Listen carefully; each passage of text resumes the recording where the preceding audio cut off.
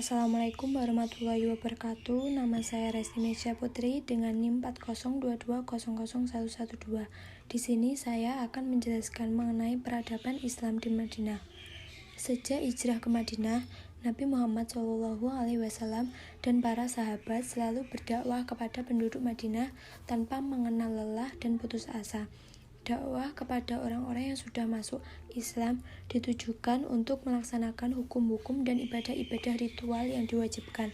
Sedangkan dakwah yang ditujukan kepada orang-orang yang belum masuk agama Islam bertujuan agar mereka bersedia menerima Islam sebagai agamanya.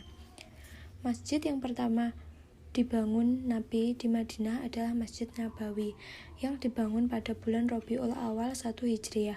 Fungsi masjid pada saat itu adalah satu, sebagai sarana pembinaan umat Islam di bidang akidah, ibadah, dan akhlak.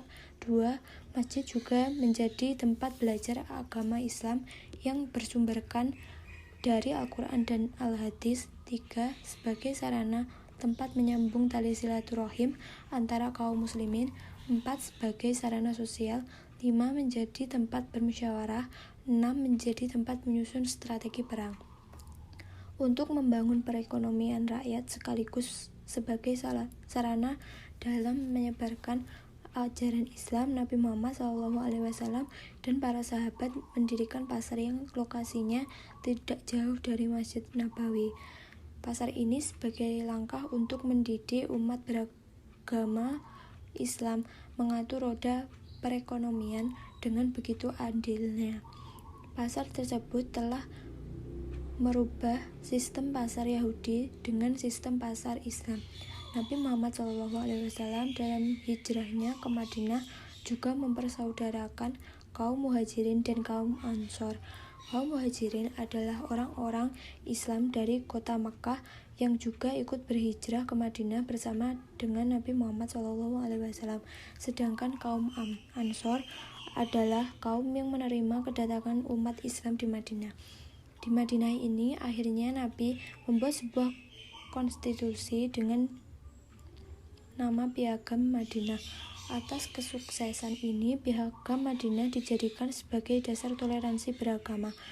Isi Piagam Madinah: bidang politik, Nabi Muhammad SAW menyelesaikan semua masalah masyarakat di Madinah berasaskan semangat musyawarah dan berdasarkan keadilan.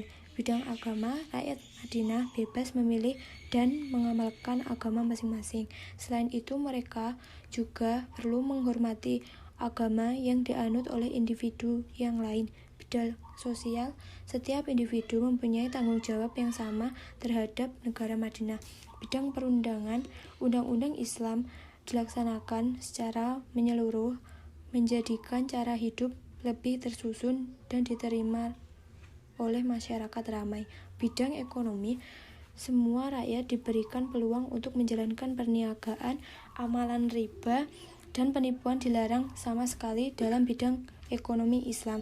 Bidang pertahanan, setiap rakyat mempunyai tanggung jawab untuk mempertahankan Madinah dan ancaman dari musuh luar. Kedudukan Yahudi, mereka mempunyai hak yang sama dengan anggota masyarakat yang lain untuk menikmati keselamatan dan kebebasan di Madinah.